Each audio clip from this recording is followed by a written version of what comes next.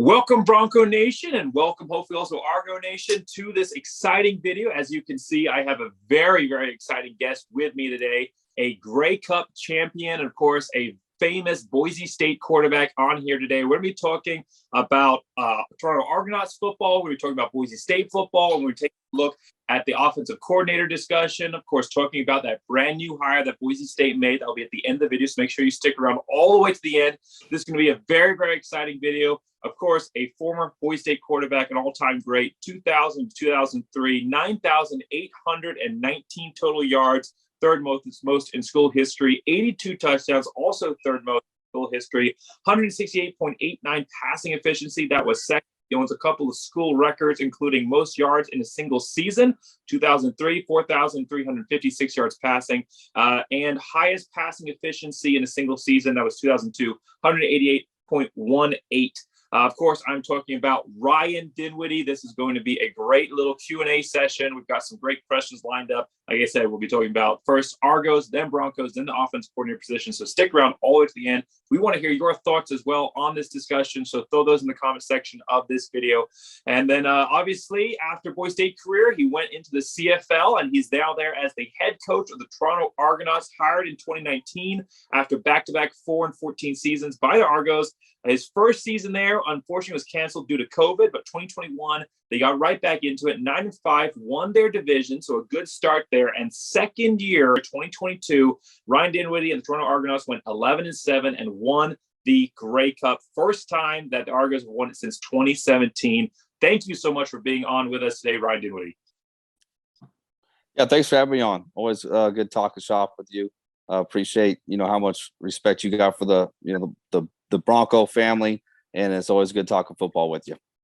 And of course, Ryan came on before this last season for Boise State, and we talked about the Boise State passing game. So now this is not so much a complete recap of that, but we are going to be looking at a little bit about how Boise State performed and some of the expectations for next season very briefly. But overall here, this is just going to be a great video to catch up with a reigning CFL Grey Cup champion and a former Boise State quarterback as Boise State looks to navigate some very interesting times ahead with a new offensive coordinator and, of course, some very young players on this roster. So let's start off with the Argos section here. So the Toronto Argonauts, like we said, this is their 18th Grey Cup overall.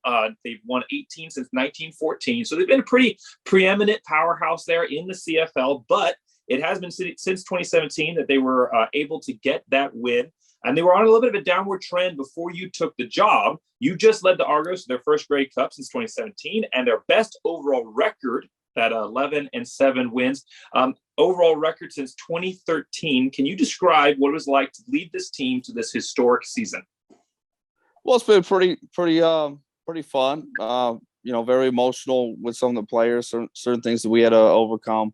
We come into this job and understand they haven't been a winning franchise, and they were 4-14 before I got here. And, let's try to get us in the playoffs every year is your ultimate goal. And, we got to do that the last 2 years. We won the East. So just want to bring a consistent winner to the organization and to the city, Toronto. And we've been able to do that, which is pretty fun. And then the chance to, play in the last games, always your ultimate goal, and give yourselves a chance to play for the Grey Cup. And, we found a way to get it done. And, now it's on to year 3, and let's go try to get in there again. Did you sense a change in energy in the fan base and the locker room throughout this season, kind of from where you guys started with maybe some high expectations after winning that divisional cup, and then towards the end where you guys end up winning the Grey Cup? But did you sense any kind of change there? Well, I think, you look at year 1 and, we'll go from last place to being in first place and having a chance to go to the Grey Cup. And the way, we lost the Eastern Final, we probably should have won the game, but we didn't, and we didn't deserve to win it.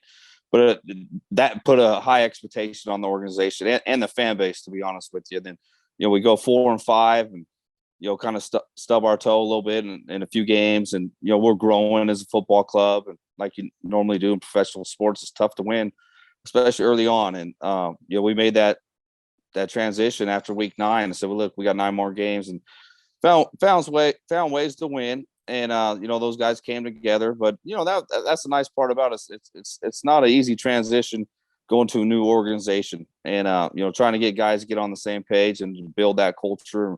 We found a way to build it, and the players bought in to what we were saying and the message. And, it's really about the players. That those guys were the ones that made the plays and kind of grew together and took that next step. And it was fun to watch. Well, you talk about those ups and downs and having to find that extra something to go back and kind of readjust and go get those wins. What did you learn the most about yourself and this program in the course of this season?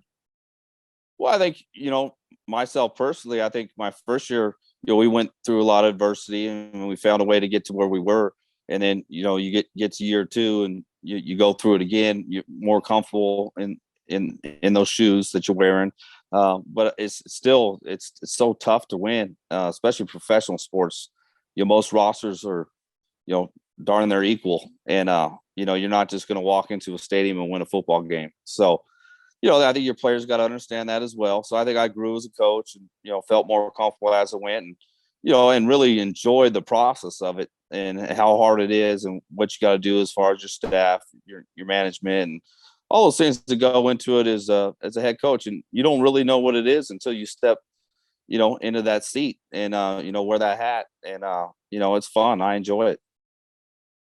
Well, Canadian football is the second largest spectator sport in Canada and probably not ever going to surpass ice hockey. That's got a pretty strong stranglehold there on the population. But it is a sport that is growing. It's a sport that has over 50% of Canadians state that they follow the sport, and you kind of see a little bit more of that every year. This year's Grey Cup drew in an average audience of 3,121,000 with a peak viewership of 4.7 million, which was an increase in 7.5% over last year's Grey Cup.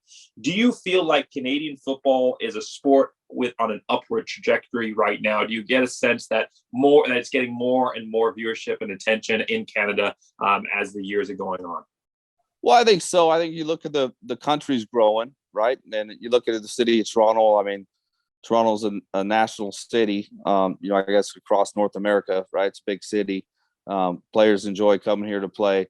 Now we got to find ways to attract certain fans as the city grows. And, these people are coming from different countries and, was football have a lot of access to them when, they don't know much about it, but we're still finding ways to reach some of those folks that are coming in the country. But I think nationally, you look at the CFL, it's been a brand for a long time. Like I think our Grey Cup was 109th, right? It's been around for 109 years and you're going to have your ups and downs as far as attendance. But yeah, I think we really need to attack the U.S. a little bit and let some U.S. folks watch the game because, all my friends and family that do watch it and they get really excited about watching it. It's a different game. It's got some rugby rules to it.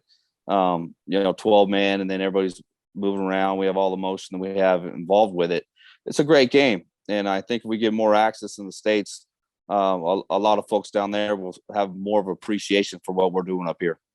Well, absolutely. I mean, it's PCFL is increasing its impact on ESPN or its influence there on ESPN. You're getting more viewership that way. And it's a different sport there, much more focused on the pass because of the 3-down rules and the moving wide receivers. But it is an exciting game, a very high up tempo. I know that I hope that a lot of Boise State Bronco fans ended up buying in and watching this season with us talking about it early on, and hopefully more will buy in next year as well. But of course, moving into America as well, I think there's that appetite for kind of off season as far as the American college football or NFL season goes, looking for a way to watch football while you're waiting for those to start up. So I'm hoping that it continues to build and continues to grow. Before we move on to the Boise State section, one last question here that I kind of thought of as we were talking about this. It's been 5 years was kind of the points between the Grey Cups here for the Toronto Argonauts. They won in 2012, and then they won in 2017. Now they won it in 2022.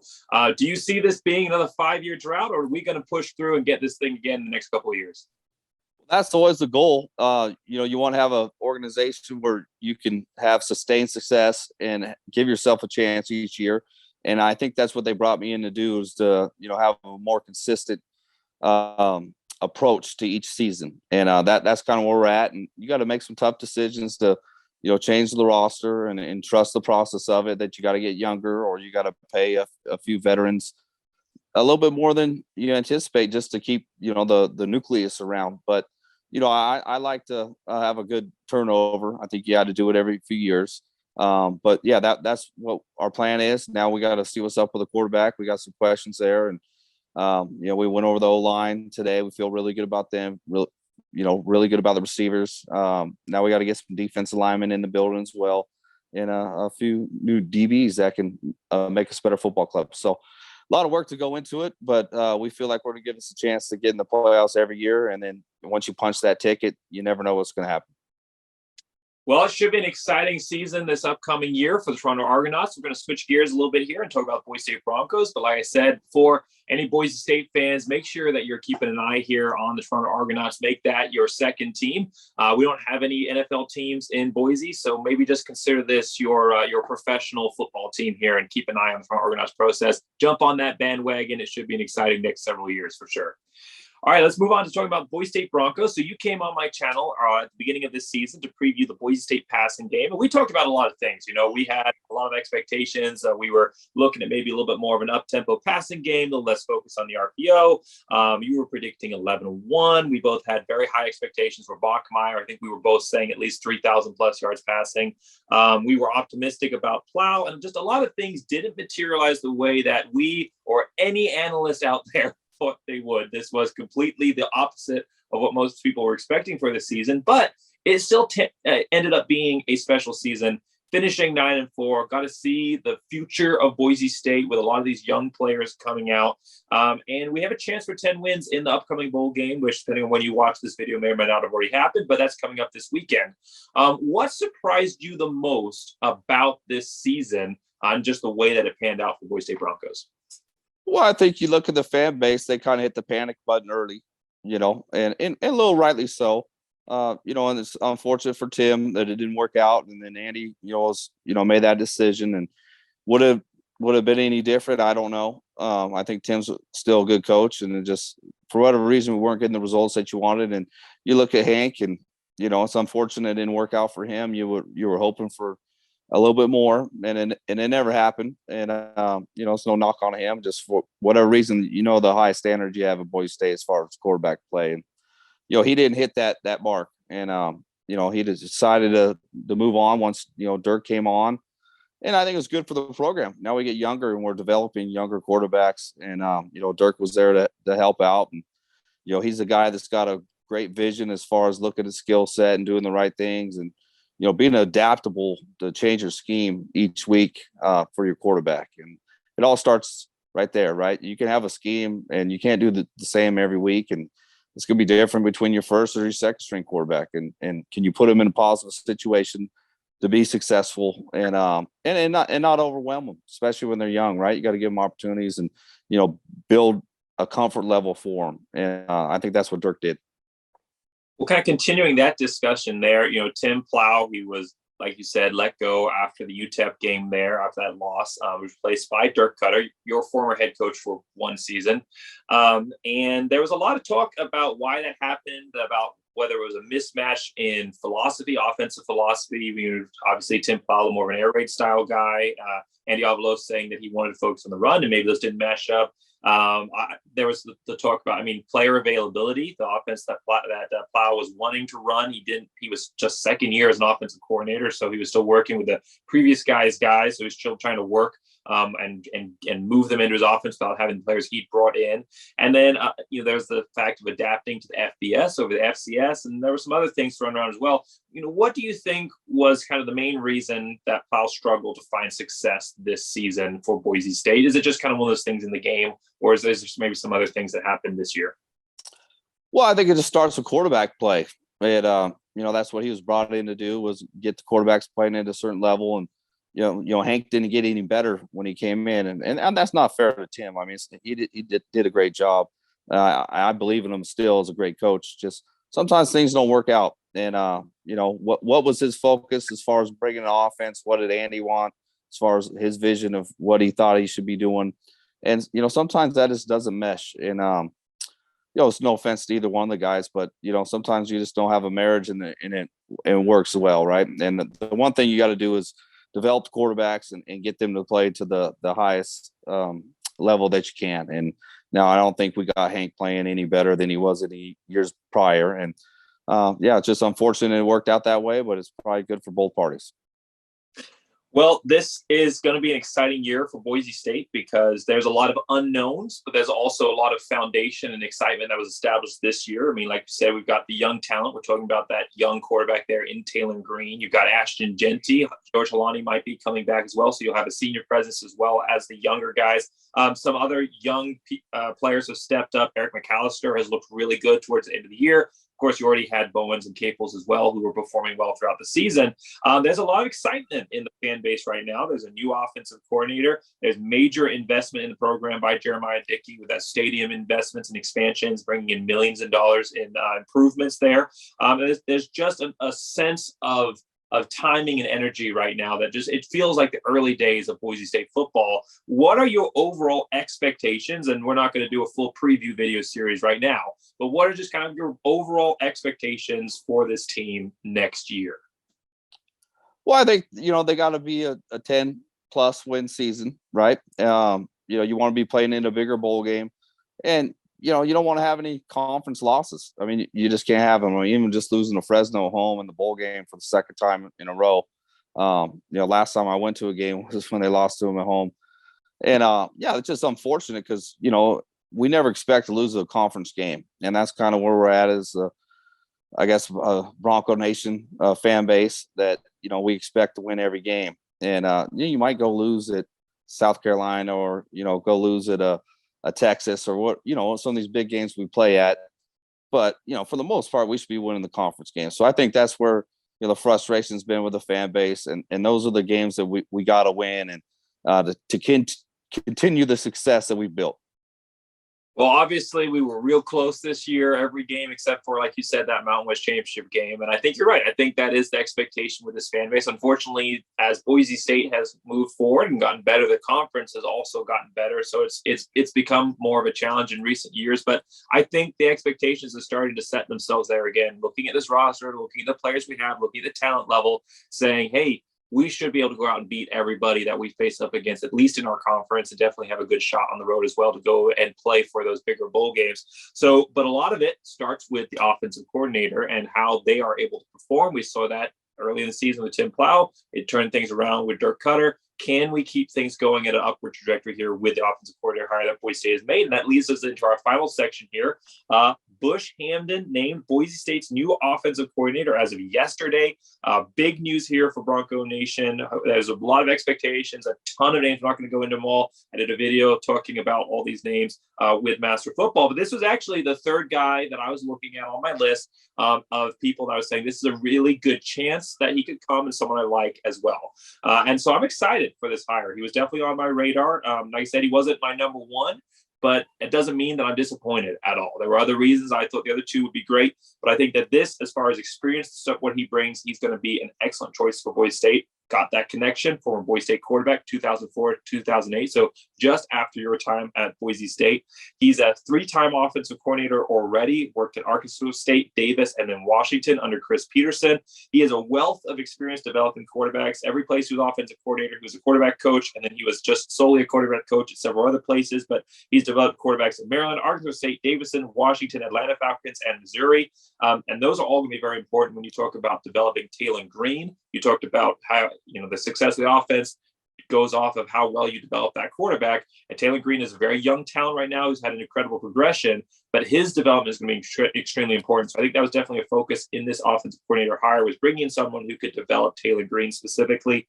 And then, like I said, he's got connections from West Coast to East Coast and 13 years of coaching experience. This, I think, is a great hire for Boise State. What are your thoughts on this coaching hire for Boise State? Yeah, I think it's the right hire. Busch, had a chance at Washington, and, I feel like, not necessarily was put in a great position there at the end of, Coach Pete's tenure there. And I spent, 3 years there in the spring, got to spend a lot of time with Busch. So, know how capable he is and, how intelligent he is and how he looks at it. And, the one thing that was great for Busch was, he didn't really have the most success playing. And I think that still ate at him a little bit as far as Boise State. So I know he's going to attack his legacy a little bit here. And then he went to Missouri, and got with Eli and, did a great job there. You look what they've done that program, the SEC, the last few years. So, he's had his hand all over those quarterbacks, done a great job. So I look forward to Busch doing a great job and coming down and spend some time with him because I know how capable he is to get the job done. Well, what are some of the challenges that he will be facing? What are some of the challenges that come with this offensive coordinator job that he will have to work through or with as the Boise State Bronco offensive coordinator?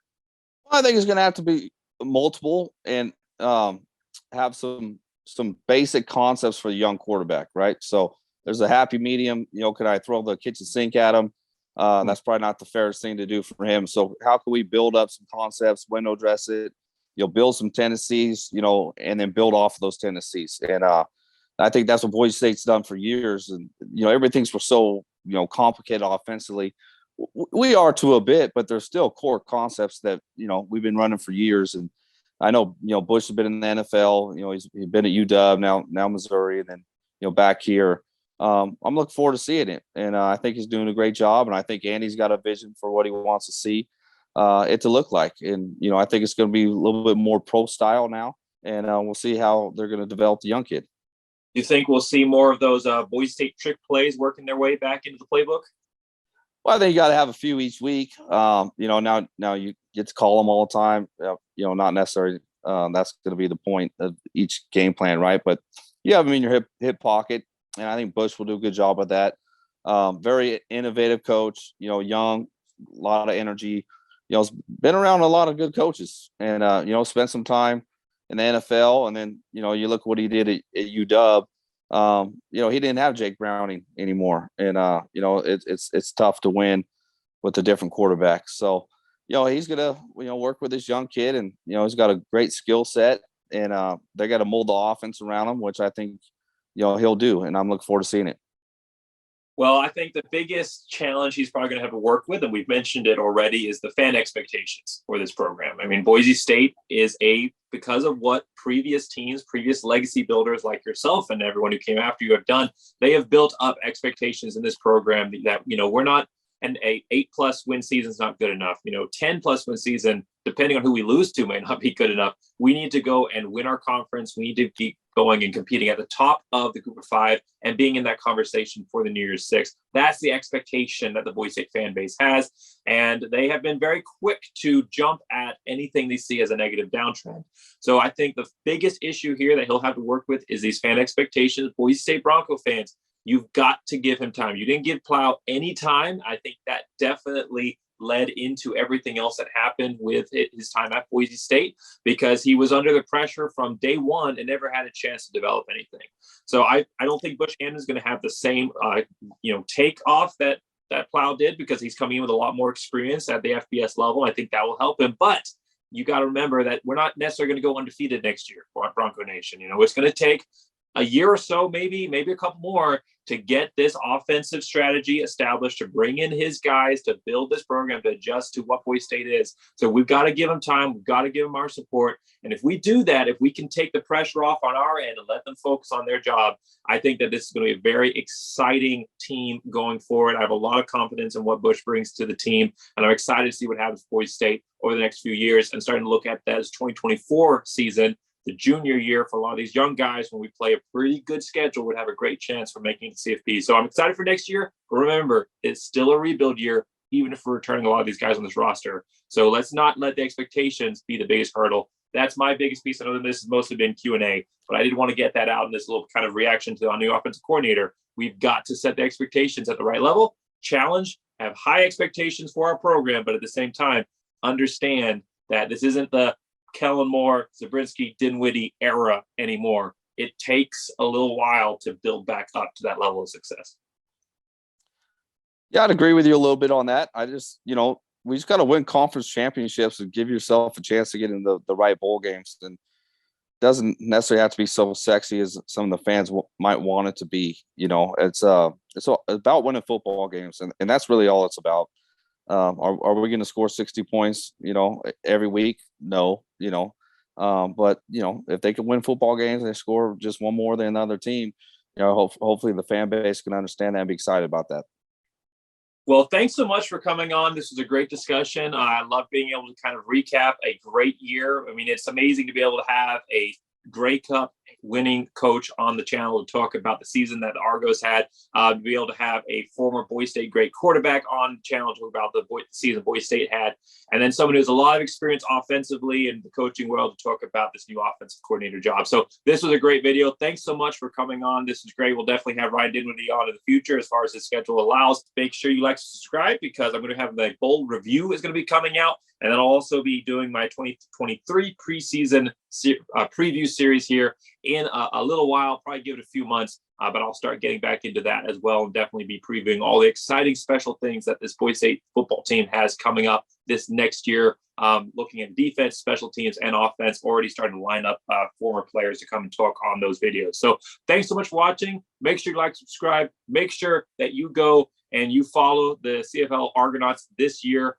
Make sure that you're following Ryan Dinwiddie and this big successful season they had last year, and how he looks to try and duplicate that next year. And then, of course, as always, make sure you're going on Bronco Nation updates and following everything that goes on with Boise State on that Facebook group. So thanks so much for coming on. I don't know if you have any more final words here before we close off, but thanks so much for coming on the video, Ryan. No, thanks for having me. It's always fun. All right. Well, thanks for everyone for watching. Like I said, like, subscribe, and as always, go Big Blue.